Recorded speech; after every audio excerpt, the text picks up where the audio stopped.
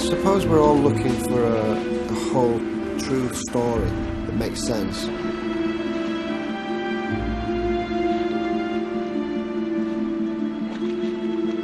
But I think what makes you believe in things is not what's there, it's about what's not there.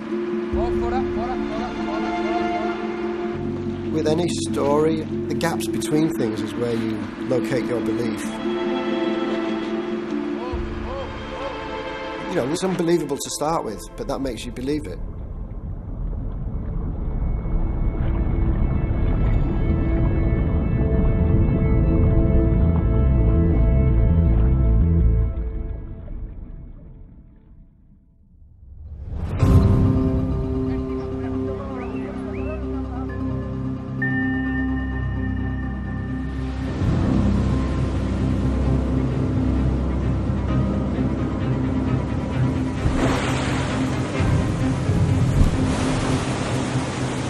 The expedition began in 2010. We assembled a group of consultants, ecological experts to advise on avoiding damage to the site, and a representative from the host country to safeguard their interests and oversee what happened to anything we found. We had spent the summer of 2009 remotely mapping the site from the surface. It was clear from our scans that there was something down there, but there was no clear indication as to what it was. I've been doing this job for nearly 30 years and I wasn't about to jump to any conclusions.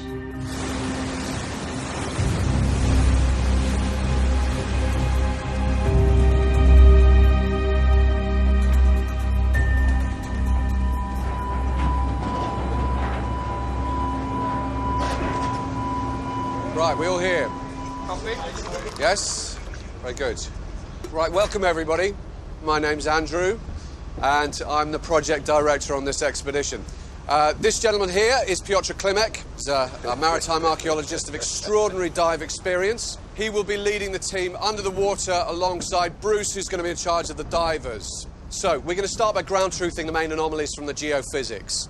And as you can see, we have many artifacts spread over a large area with the major groups here, here, and here. No sign of a ship, which might indicate the wreck is early and the hull totally disintegrated, but do keep an eye out for any hull structure that we might have missed. Don't forget to record your locations as you work and keep in communication with the surface team.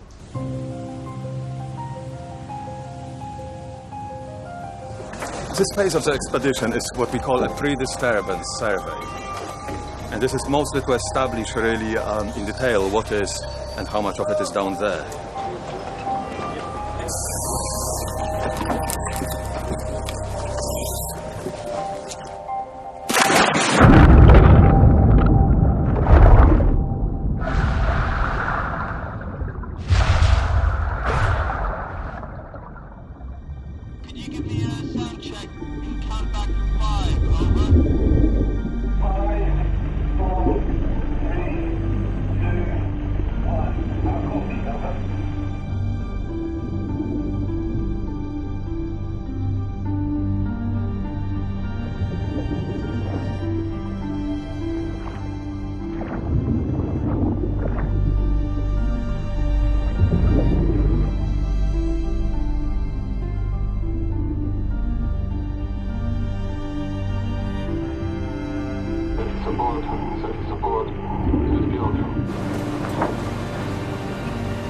Yeah, go ahead, Piotr, over. Hello, mate. Just a quick update. We're working our way across the dive site. I wish you could see this. Over.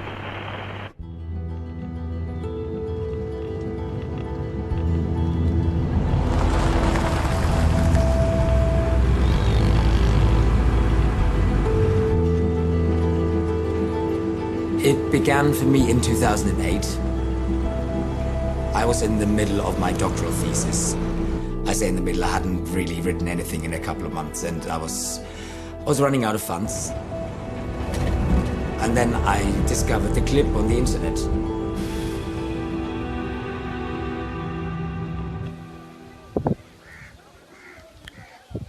I assumed it was posted by a backpacker or a holidaymaker, someone like that. Well, you could see a beach, I assumed East African, and a community of fishermen.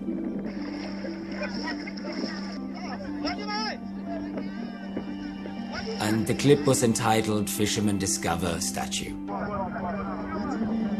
The group of fishermen have pulled something up in the net. It looked like a curled up fetal monkey. To see something come out of the water that you can't quite explain, that's an adventure. You want to know more.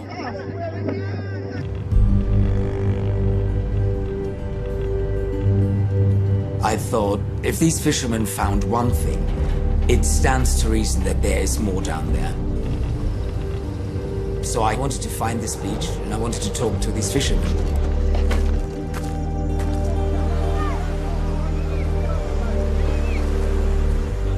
Yeah, this is the beach. I knew as soon as I saw it, because I've seen it so often on the video. The fishermen said they had been back to look whether there was anything else out there, and they couldn't find anything. So after a lot of negotiation, they took us out to where they said they discovered it. You think we have the right spot?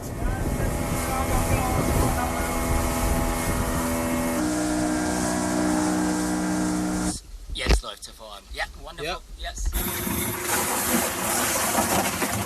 First day, we go to this island. Is this place? I go in, I dive. I dive for hours to end. Did you find anything? No. So that was nothing again? No. It took us days because it was a blind search. Nothing? Nothing here. Shit. Patience, yes? Yeah. Okay. We nearly gave up.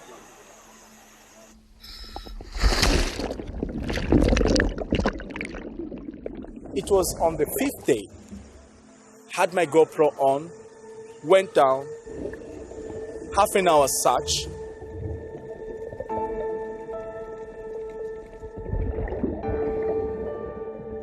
And voila.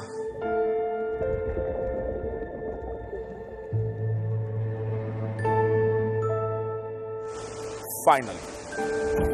This is it. Yes? This is the place. You sure? Yes. Saw something. Yeah? Yes.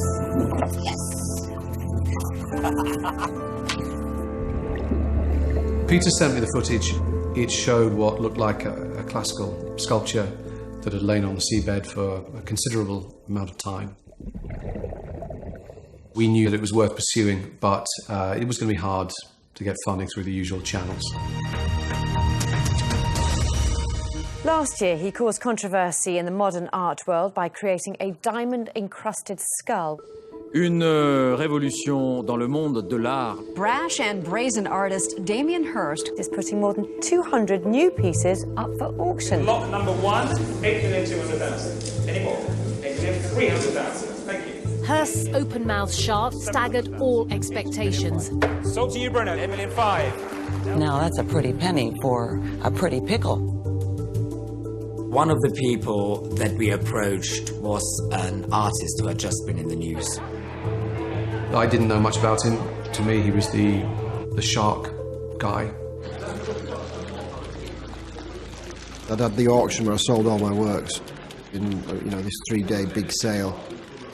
And it really was the point where all the work became commodity, and it was like, it just seemed like you make something, sell it, make something, sell it, make something, sell it. It seemed unsustainable and unfulfilling. £9 million. At £9 million.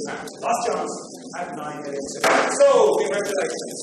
For some reason, after that auction, it seemed like something had ended and something new was beginning. It's a new era in his exploration of inner space. I love fantasy shipwreck stories when I was a kid. I just love them. Within the violent waters that cover this earth comes this story of suspense, chills, terror, excitement beyond compare. All those old movies about treasures found under the sea. Somewhere in these waters is a treasure worth a fortune in gold. And I love the sea because it's an element that's alien to us. It's like, you know, it's like another planet on our own planet. For the ocean is the last of the Earth's great unexplored frontiers. To find a major sponsor so soon, who had money and an interest, that was amazing. He was basically prepared to take a gamble.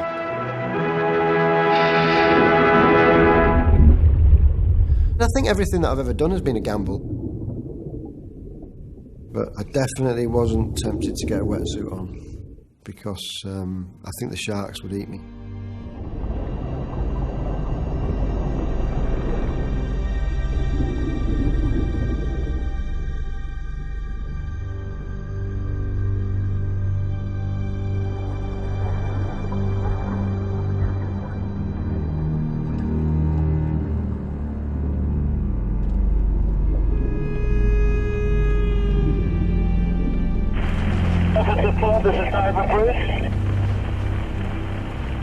Yeah, this is surface support, go ahead. I've just located the position. Give me 5 minutes.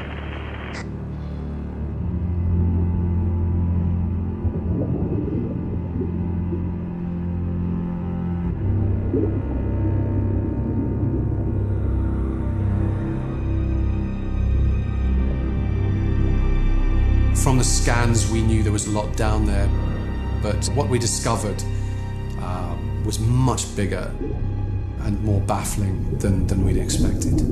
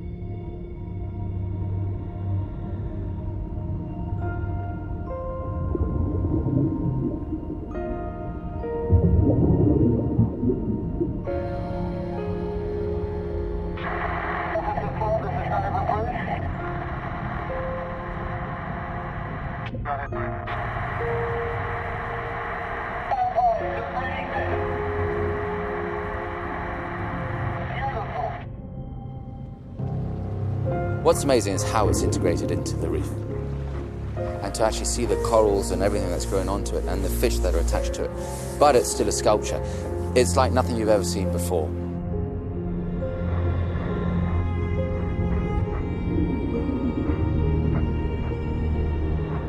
To actually find something that's not been seen for, you know, lifetimes. It's almost like, you know, finding something in its natural habitat. That's what's exciting about the whole project. Nature is sort of claiming it, but it hasn't claimed all of it yet. So it's like there's the beauty of the nature and there's the beauty of the sculpture side by side. It's in a sort of extraordinary garden. It's like a sort of strange Victorian grotto of the underworld. It takes lots of years for corals to develop, and you start asking yourself, for how long have these things been down here? You've just got so many questions coming through your mind of how did they get there? How were they made? Who was it that possibly made them? And what size ship was transporting them? Why were they coming through this area? It opens so many questions.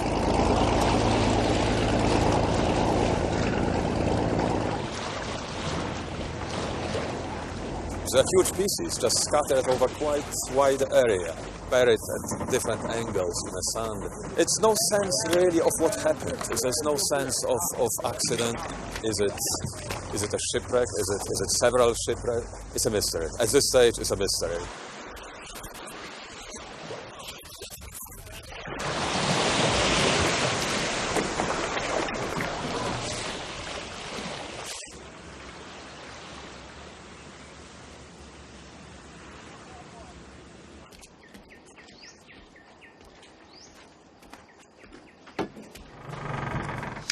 Well, these are what we found in the first couple of weeks.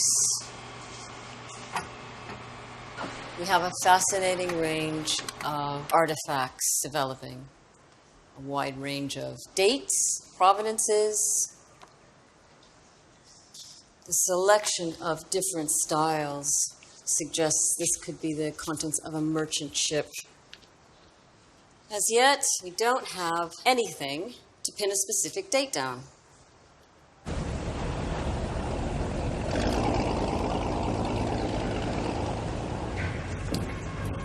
Today we will start working with the airlift. It's basically a device that will vacuum the seabed, takes away the lighter materials and the sand, silt. You know, for the first time in possibly centuries, you know, we're disturbing what's underneath the sand. There could be much more down there.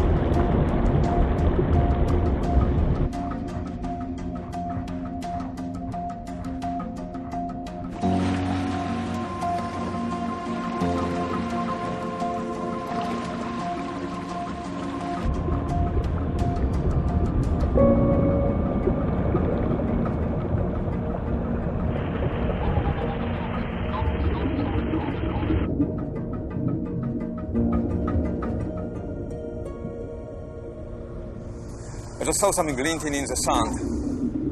As you work, in the least expected moments, you uncover something that is crucial.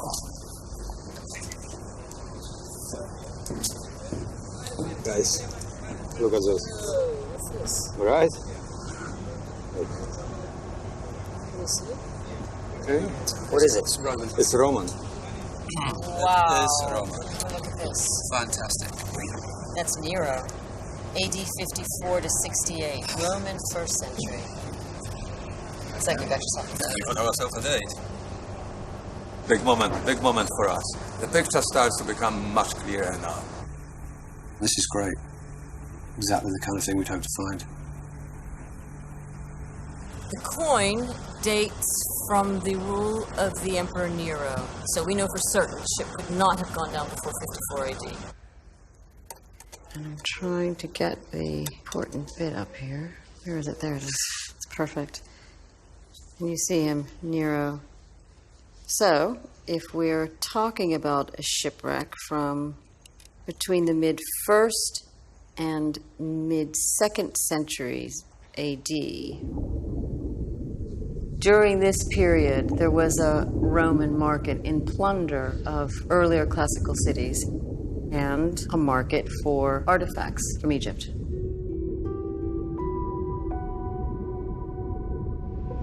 And of course, in the 1st century navigational guide, the Periplus of the Erythraean Sea, there were records of routes of trade between the Mediterranean world and China in the east. This document, the Periplus, was key to us. It's proof of trade and cultural cross-pollination across the 1st and 2nd centuries.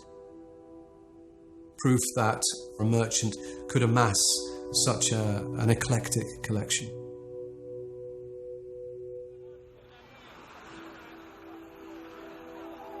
But there were no rich cultural centres nearby where there was any kind of trade in antiques.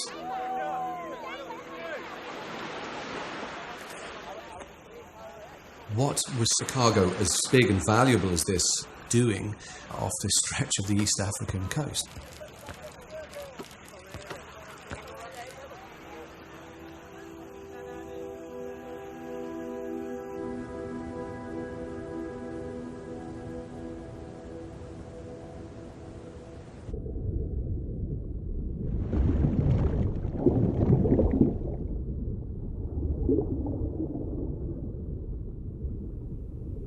We knew the ship was from the 1st or 2nd century. And although the ship's woodwork would have disintegrated, we began to uncover what seemed like the personal effects of a ship's crew.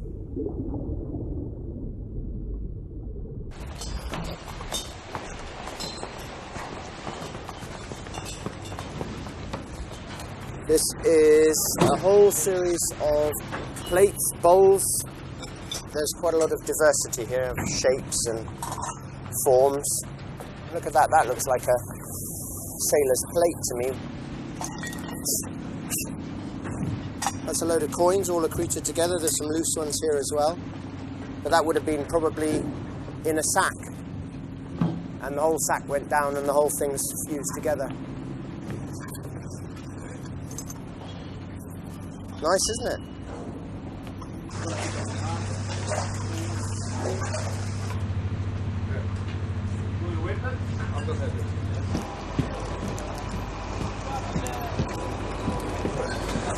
Hey guys.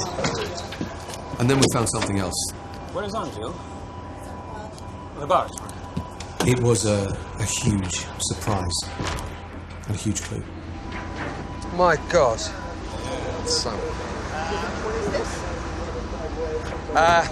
This is a bolt that would have been used in the keel of a ship the 1st or 2nd century AD.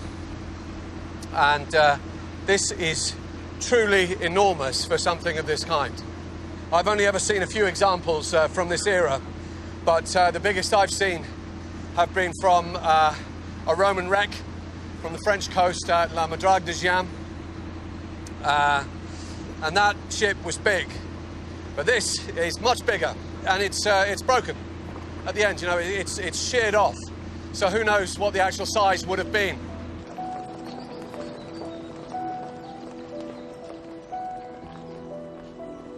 This one bolt meant that we could, with the help of our colleagues from Southampton University, spend the whole winter recreating how the boat might have been built and what it might have looked like. One of the biggest vessels that we have to compare it to is from south of France, Madrague de Gien, and this is a cross-section through the bottom of that vessel. That's the bolt. That's the bolt running right the way down there, and the one from your site is way, way bigger. So it's got to be coming off a much, much bigger ship. So we went through to some of the really standard iconography from the ancient world that gives us this idea of the recurved bows. That's consistent with the Madrague, and it's what they seem to be using on these really, really big merchant ships. What we got to with doing that was this. So what are we talking lengthwise? 60 metres. 60 metres. 60 metres seemed like 50% bigger. So, yeah. So really, really big. And we know vessels that big could have existed. You know, it's not outside the realms of the engineering capabilities that they had. You know, quite a lot of crew on this boat, a lot of big, heavy mast sails. I thought we'd go a little bit further and start to look at the actual vessel sailing along. So we've just taken our basic reconstruction and we've given it the sort of CGI treatment, if you like. Hollywood treatment. Yeah. And there it is sailing along. And you get a real idea of the scale of the thing. Even at the guy just out on the flying gallery at the front. Quite simply, we were looking at an enormous ship. We knew the ship was from, well, probably from the 1st or 2nd century. And so we knew that we were looking at, by far, the largest ship from that period to ever have been identified.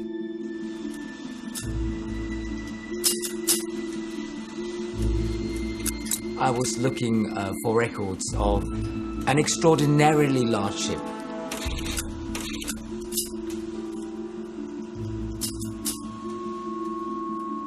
Even though import and export duties would have been levied and recorded, very little survives. Shipping records for the East African coast during the 1st and 2nd centuries after Christ are virtually non-existent. There was nothing that helped me identify it. So I started looking into eyewitness accounts that would have recorded a monumental ship.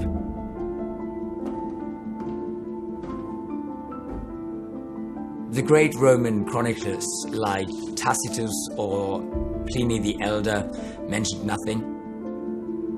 Neither did the more obscure diarists.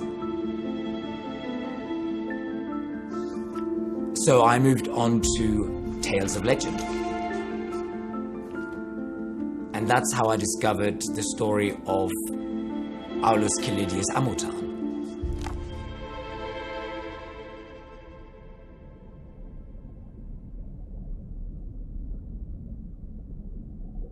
As the legend goes, Amutan was a man freed from slavery, and he developed this love of beautiful things and amassed this huge collection of treasures.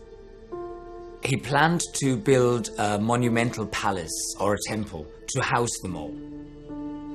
And he built the Apistos, the largest ship known to man, to transport them all. On this great voyage to the temple, the ship was struck by a storm or attacked by a giant sea monster, depending on what version of the story you read, and lost forever. In the 1st century AD, one of the really popular genres of literature was collections of marvels, collections of interesting things that were said to have happened. But how many of these texts tell the truth, and the absolute truth is a very big question. I would say it's naive to take the story entirely at face value, but I wouldn't say it's naive to think that there is a kernel of truth in it somewhere. But how many pieces of art he had, what it was that he had, how far he sailed, why he sailed out, and all of that is the stuff that will have been legendized in the telling. Now to the Mediterranean. Legend tells of an eccentric collector's enormous ship and his worldly possessions lost at sea. Captain George Knowles has made it his life's work to find the treasure. I think it's a very human thing to romanticize the story of Amutan. I suppose your common sense would tell you this is just made up, this is just a story, but then if you actually find proof of it, it becomes that much more remarkable because it's actually true.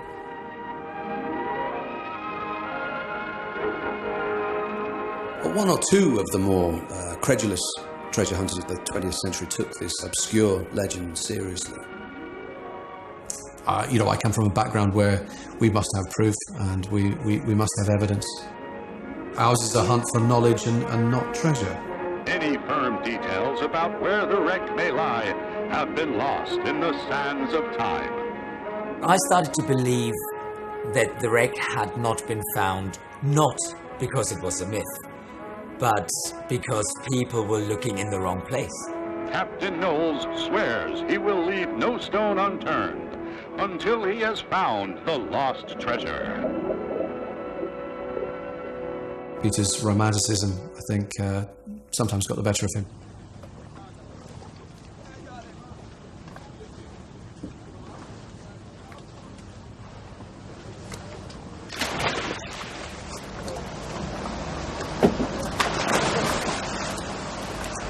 Morning, Bruce. Andy.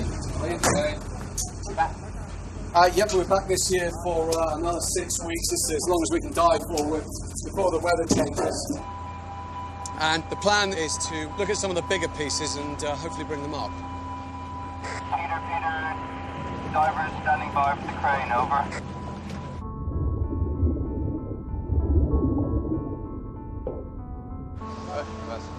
That's okay, we're going to swing over a bit towards you. This is it.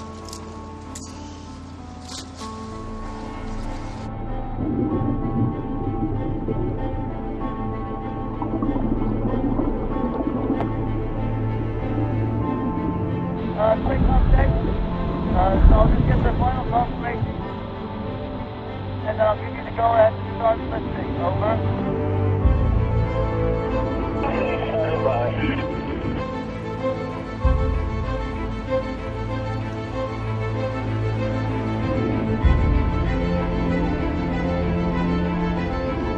Go ahead and start lifting to the surface. Over.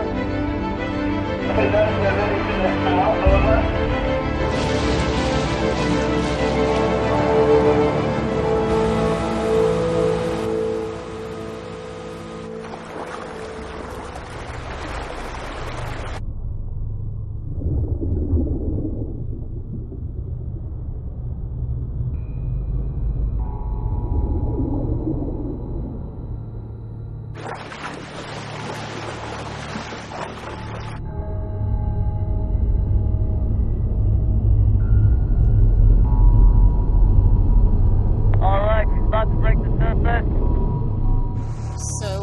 is.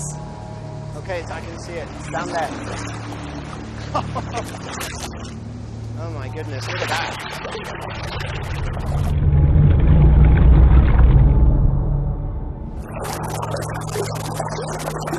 Fantastic. Look at that. You can see its teeth.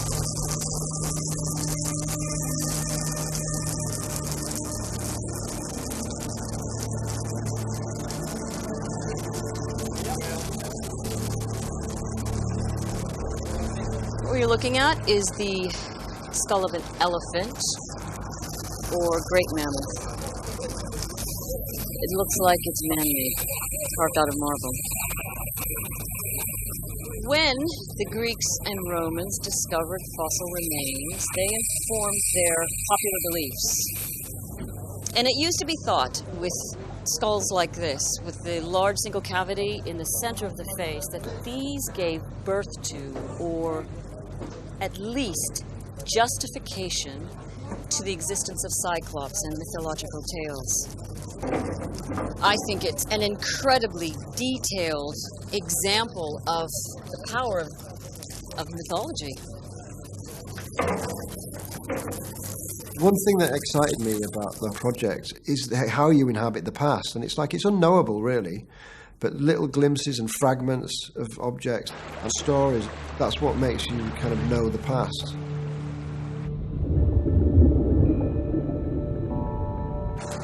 Alright, diver Bruce, support, over.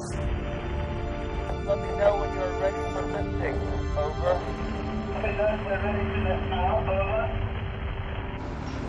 History's always been rewritten and rewritten. You know, the solidity that we call history is written from fragments. Amazing, look at him. That raised spine.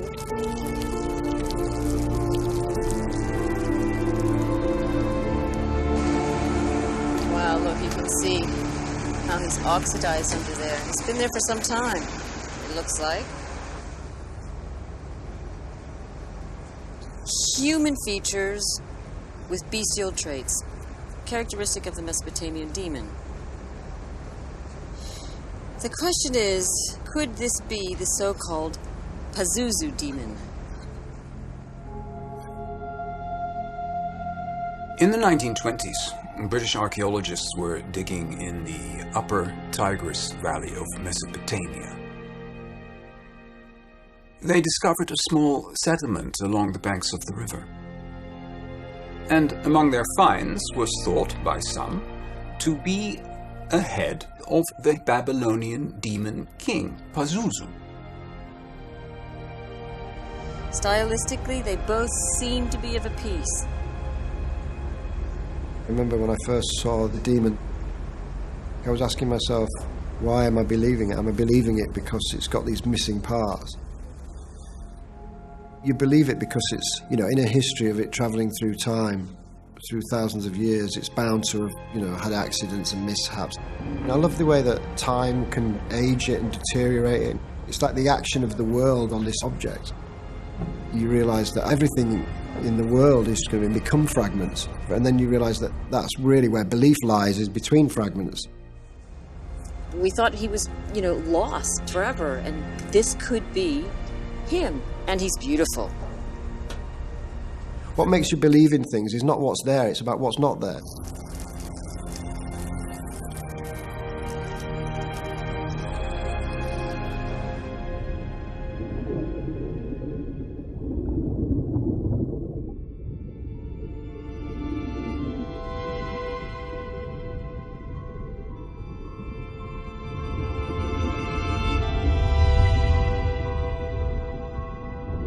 A cyclops, demons, unicorns.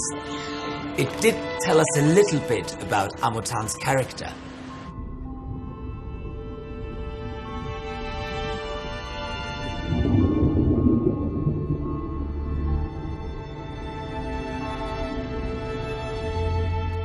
I think he genuinely believed in monsters, he believed in cyclopses, he believed in unicorns. You know, I mean, I just think he was that type of a person.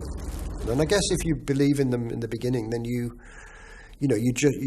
create things to justify their existence.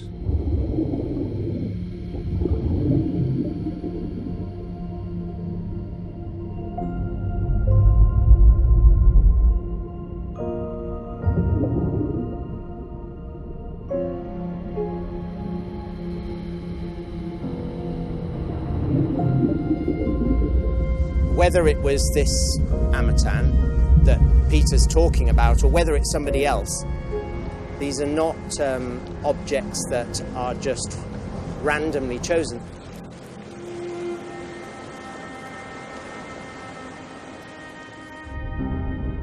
I'm not prepared to say it is Amatan, but for my money, there's certainly somebody with a vision and with a dream, a massive dream, and a pretty big ego behind all of this.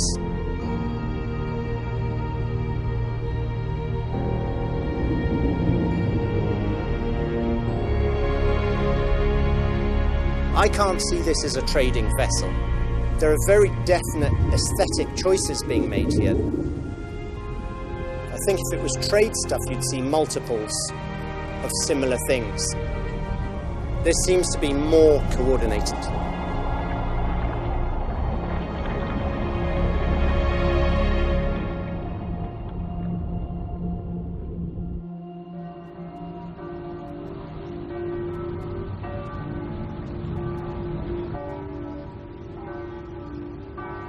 Obviously, Amatan had an idea of an audience, and then his dreams were scuppered when the boat sank. But now these objects have come back up again. I wanted to find a great place to exhibit them.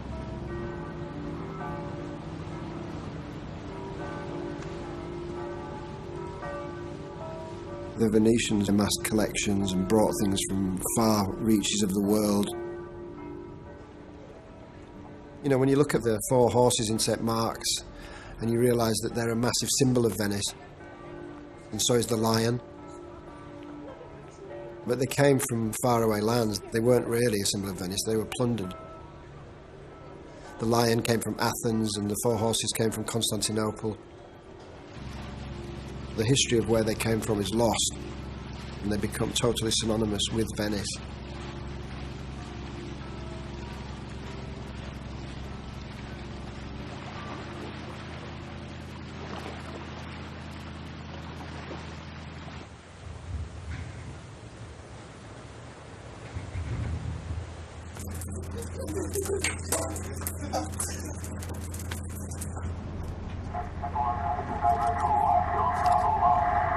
Yeah, it's Andrew, Diver 2, go ahead, over.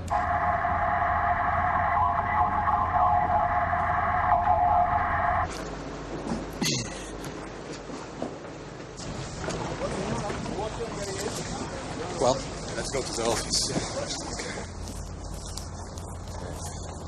Andrew, close the door. We've got a little bit of a problem. Uh-huh. We found a lot of gold. That's great news. Okay. Yes, but it would undermine our security here.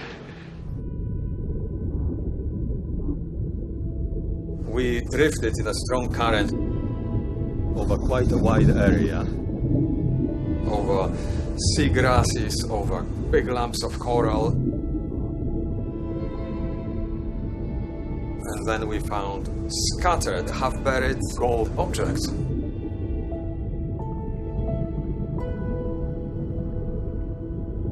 So on one hand, I was thinking, my God, this is possibly the greatest moment of my career. But on the other hand, panic set in.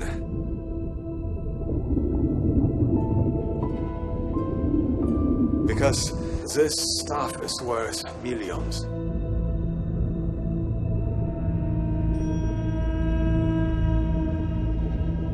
Yeah, I mean, to find this much gold is thrilling, but for an archaeologist, it's a big problem.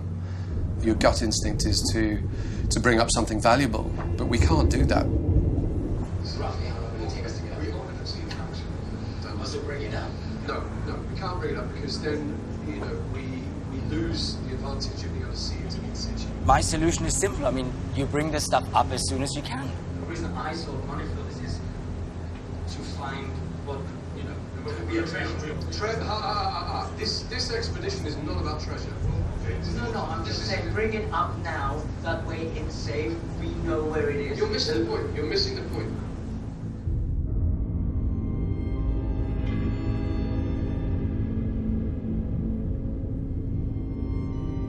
The more time goes by, the more people will know. want to be able to study why it's sitting there, where it's sitting, how the marine life has grown around it. This is how you you work on it. I get that, but what time frame are you looking at? Let's say 7 days minimum. We increase the security quietly. I just think you're naive in thinking that we're keeping this quiet for 7 days. Peter, you need to trust our judgment on this, okay?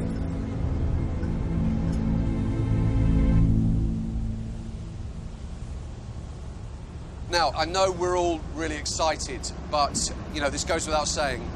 Those confidentiality agreements that you signed, they're serious, okay? No photos, absolutely nothing posted on the internet. Not any bloody tweets or anything like that.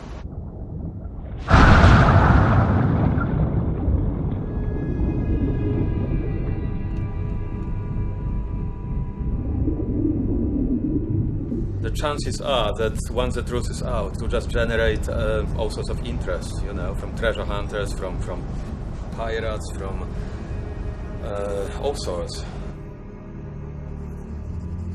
Really, what I want to be able to do is to just double the security for the, you know, the remaining week.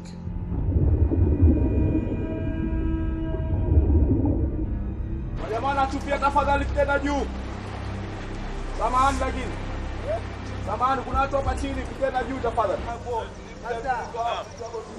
you have a ship, but I don't know what is going on. But the people, they go there, they come back, you know. There's a lot of villagers here, they saw that maybe they search for something like maybe gasoline, petrol. They make research for fish, maybe.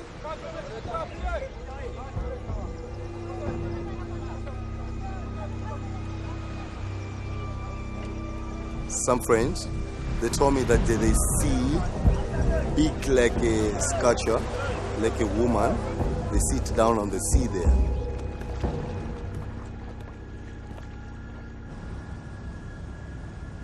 What I'd like to do is just give a briefing on what we want to achieve this morning. Ready?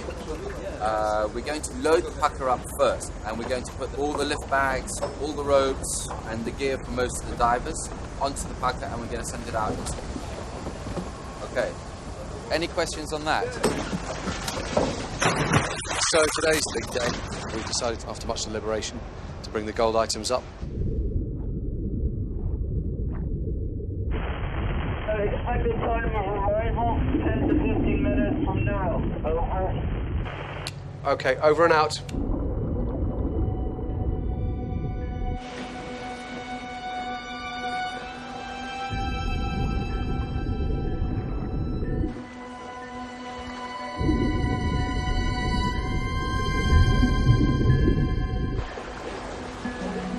See, here it comes.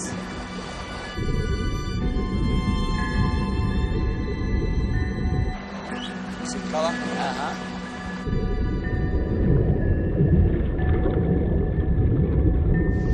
The edge, from the edge.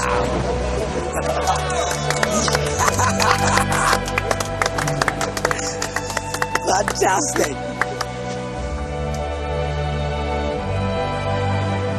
How heavy is that? There you go. What do you think of that?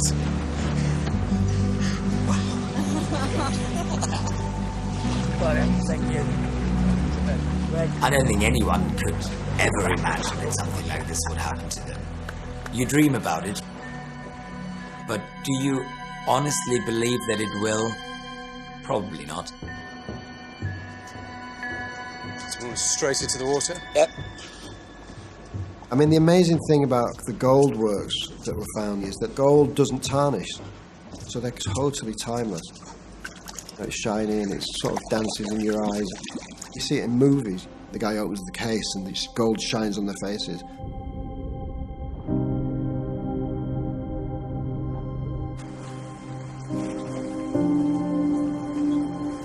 There are so many objects made of gold. I mean, this collector, he was obviously obsessed with it as a material. Gold makes people do crazy things, you know, it's like it has done for years. You know, there's a lot of blood associated with gold. You know, gold can drive people mad. I mean, who's to say what makes it like that? Is it its rarity, its scarcity, or is it, is it something, naturally inside the metal itself? Fantastic. Unbelievable. Got it?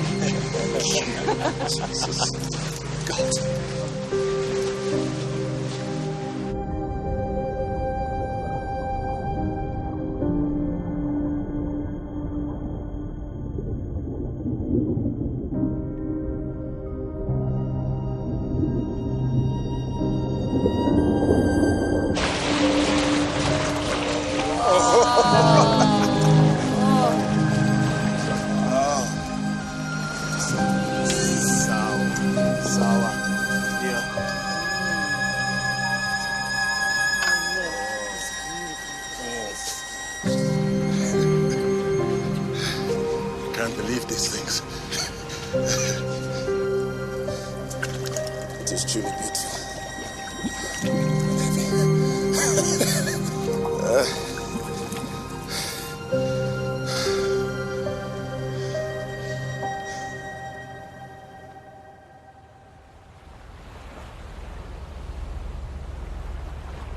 It's interesting that the gold was found on its own. I think that indicates to me that maybe they tried to escape with the gold. The ship was definitely going down. It was irreparably damaged, and they thought the gold was worth the risk of putting in a smaller boat and trying to escape with. If you rely on myth, if you rely on legend, people tend to not take you very seriously.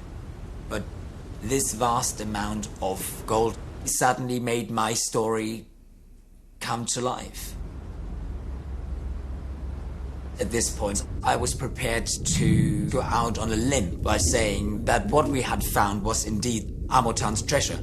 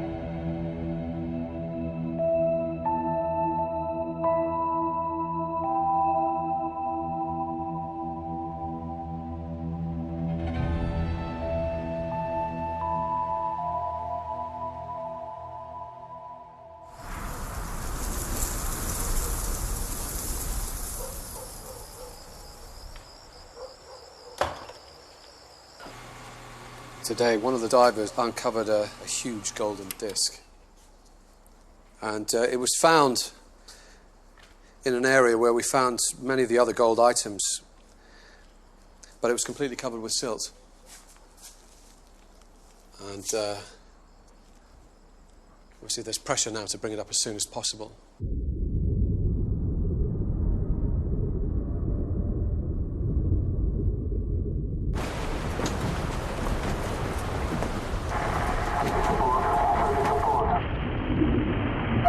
Go ahead, over.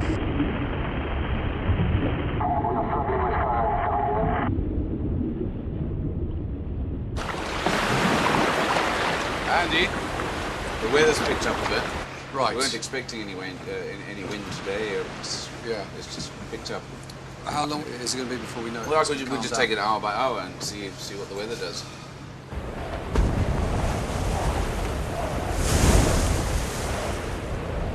I've stopped all operations. That's a very good lead. We'll postpone until tomorrow. Hopefully better weather.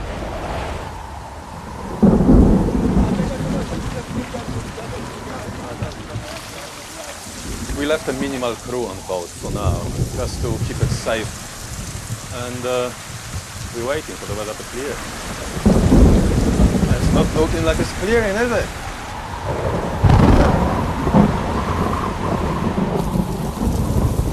It's important that we lift the gold disc as soon as possible. To me, it's the clearest indication yet that we have found Amotan's treasures.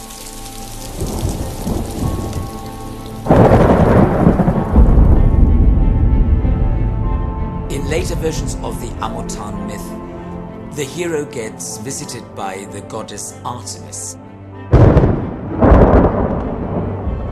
who instructs him to build a temple to the sun god Apollo, and that becomes his motivation to collect the great treasures of the old world.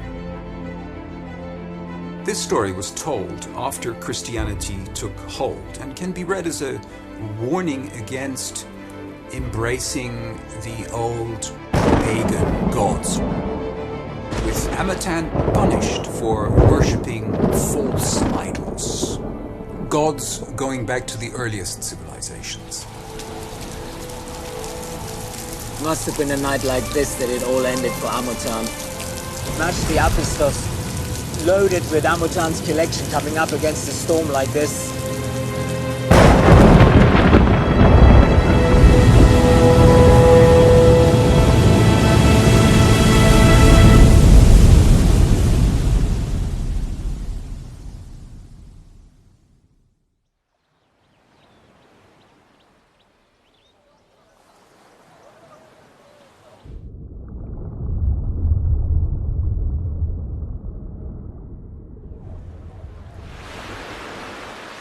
The sun is back. The sun god Apollo is with us.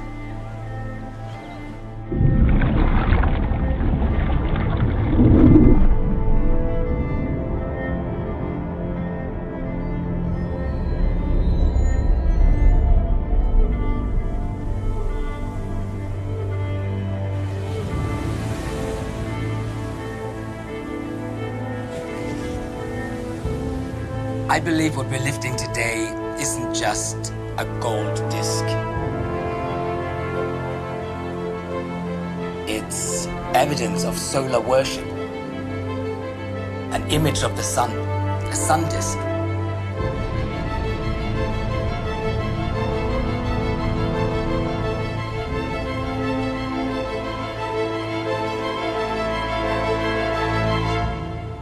Sun disk has been used by many civilizations and cultures to venerate the god of the sun by literally reflecting its rays.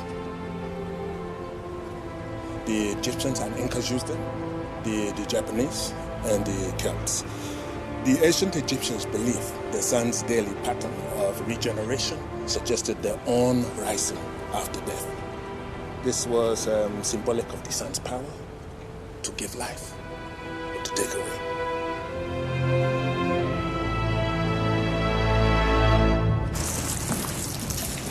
I think that this sun disk is the centerpiece for Amotan's temple to the sun god Apollo.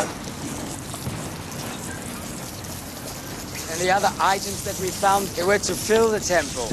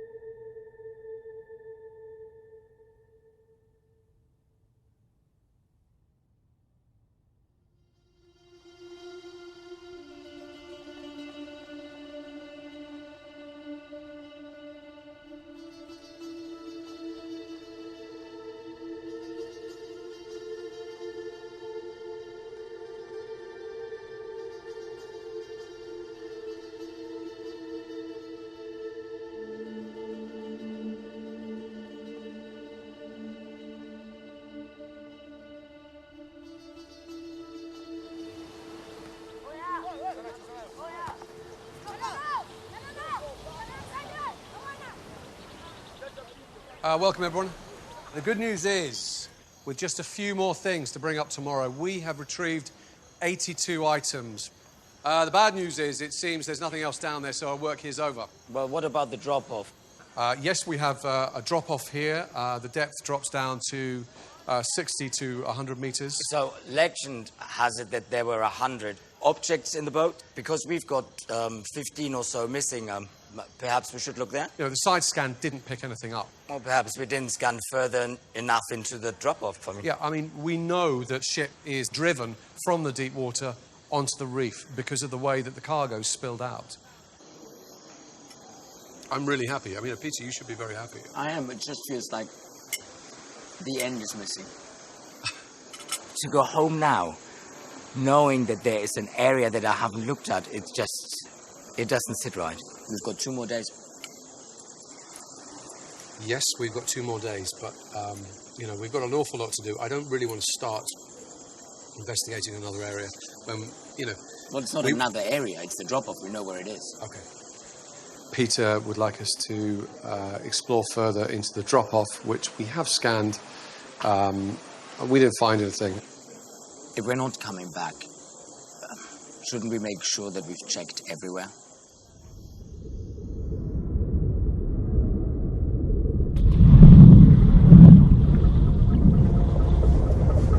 We're just going to have one last look in the deep drop-off. I know that this is a long shot, you know.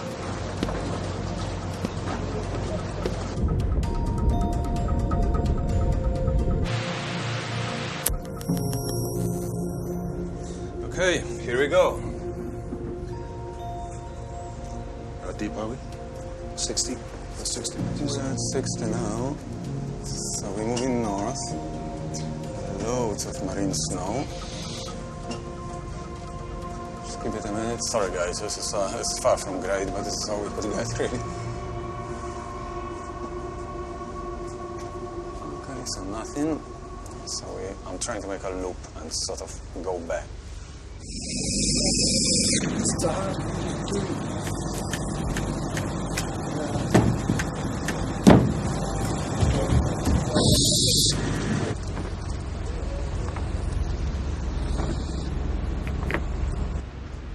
What are these things?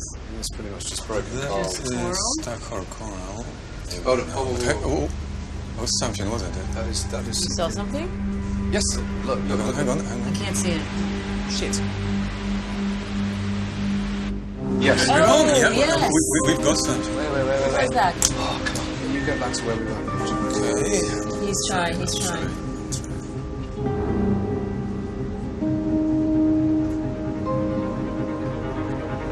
That was definitely a figure. You sure? Yes, absolutely. Oh, God, this thing. What is that? Jesus, that is part of the figure. There it is. Look at that. This is 2 figures.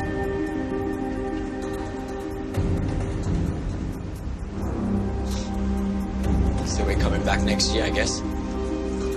Well. Wow.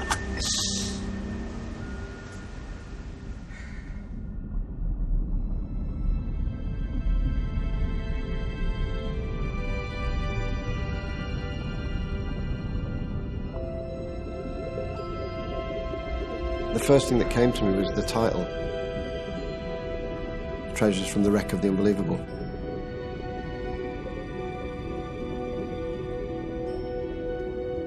I started thinking of it as a sort of statement, so it was like treasures from the wreck of the unbelievable, like it's kind of something inside your mind. Like the unbelievable was a place in your mind.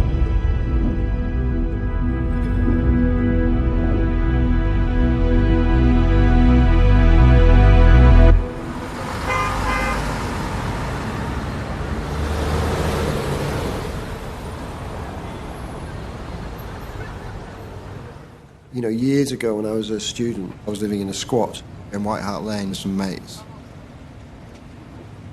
In my bedroom, I could hear a guy who lived next door, and I could hear him through the wall. And then I stopped hearing him. I mean, we thought maybe something had happened. And then after I didn't hear him for about a week, I got my friends and I said, look, come on, let's go and have a look. So we kicked both doors down and then went in there. We actually went in, first of all, because we thought maybe he'd died.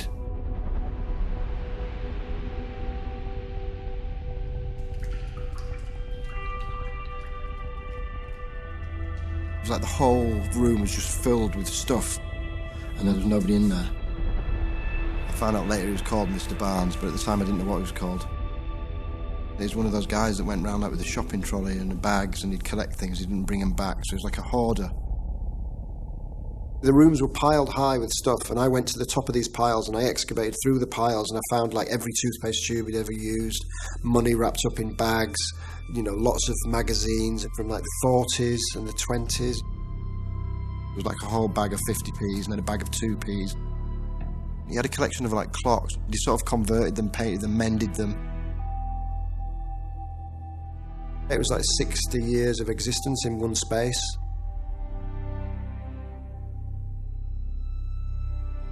I don't know, there's something about this man that I got to know.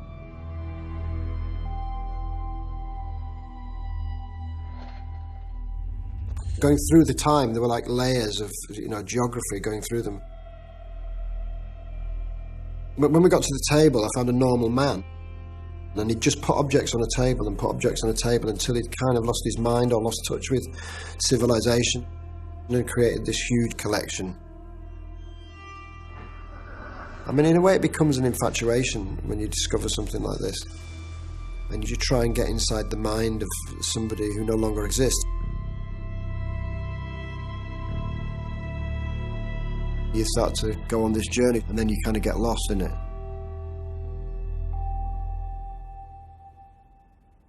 With any story, I think you get interested in, you know, the characters.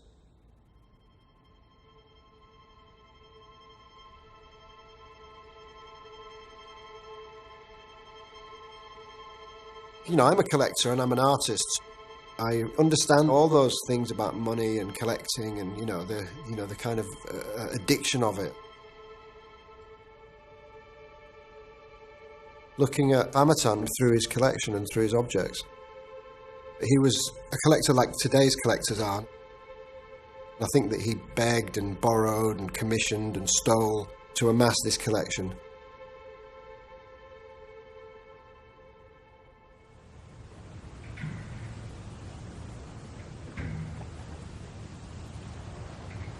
Welcome everybody.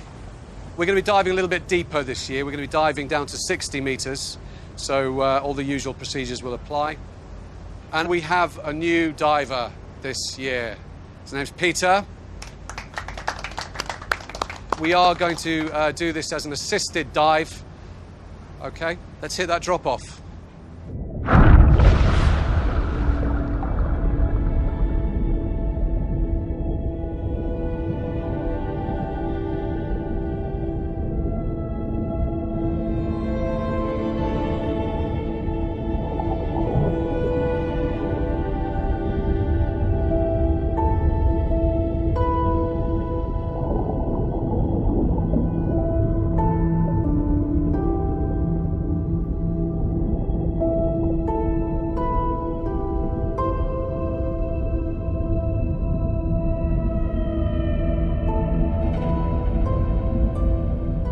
Diving to this depth for the first time is strange enough.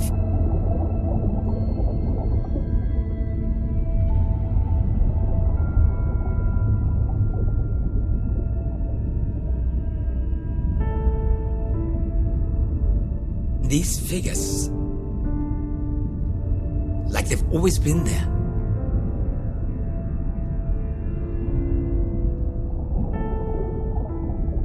And because you can float around them at any height, you sort of forget how big they actually are.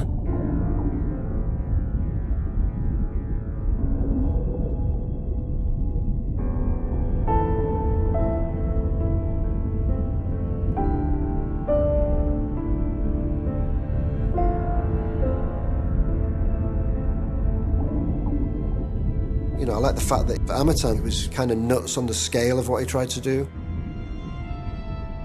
He seems kind of arrogant in lots of ways, and then he seems foolish in lots of other ways.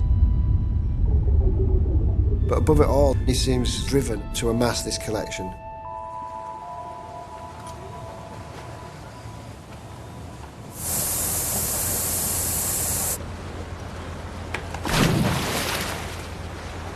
So we've identified 3, perhaps 4 sculptures in deep water. Because of their depth and because of the size, we really want to bring them up as soon as we can. You know, this piece we estimate to weigh up to upwards of 30 tons. We've already had a few divers down to have a scout to see, you know, how we might lift it.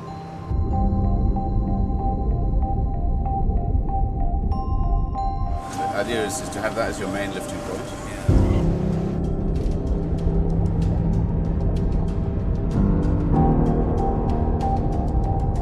Then you have secondary lifting points there.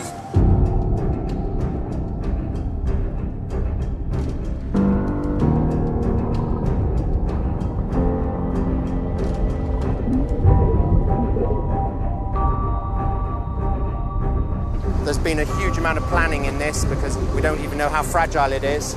I mean, just the scale of it and the fact that it survived this long potentially means it must be a very fine casting.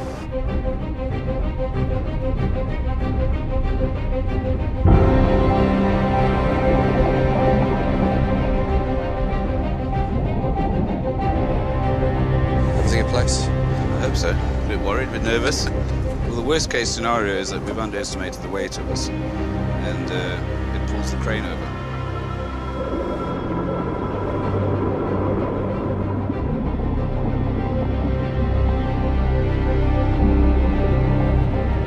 Okay, the left brake secure to the proper. Diver is moving back out for the second one.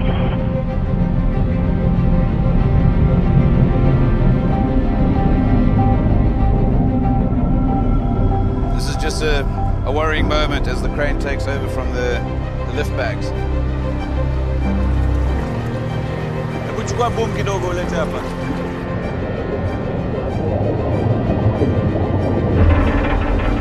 Crane's doing more work than the lift bags now.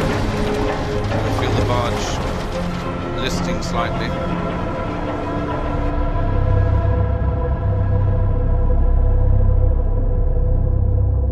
Do I think the enormous ship of legend existed? It's completely impossible to say whether this ship that ended up here was the Apistos. It certainly chimes with the legend, and it would have been similar in scale to the legend, but we'll never know.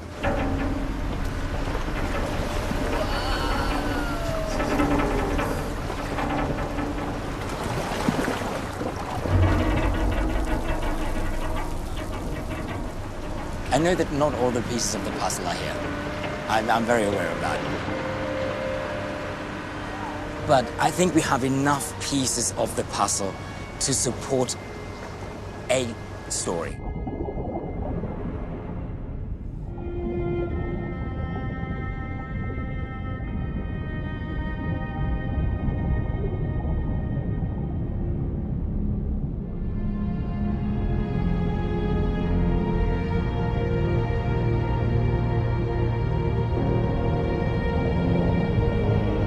When you think about the whole story, it's unbelievable to start with. But most things from history do seem very hard to believe. You know, you look at the Venus de Milo and look at the way the arms are cut off on it, and you think somebody must have done that on purpose.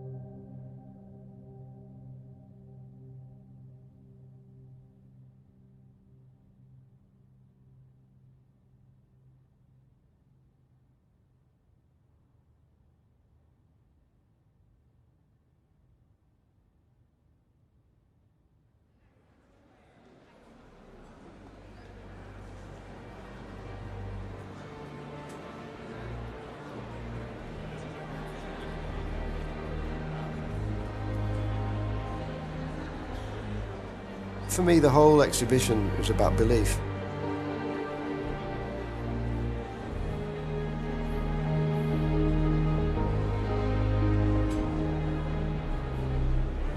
Belief in the past, belief in God, belief in gods,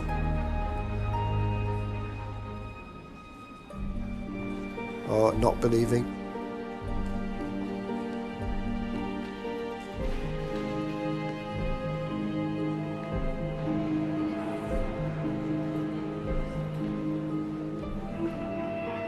And belief is a strange thing because there's no absolute truth. Artists don't have the answers, and science doesn't have the answers, and religion doesn't have the answers.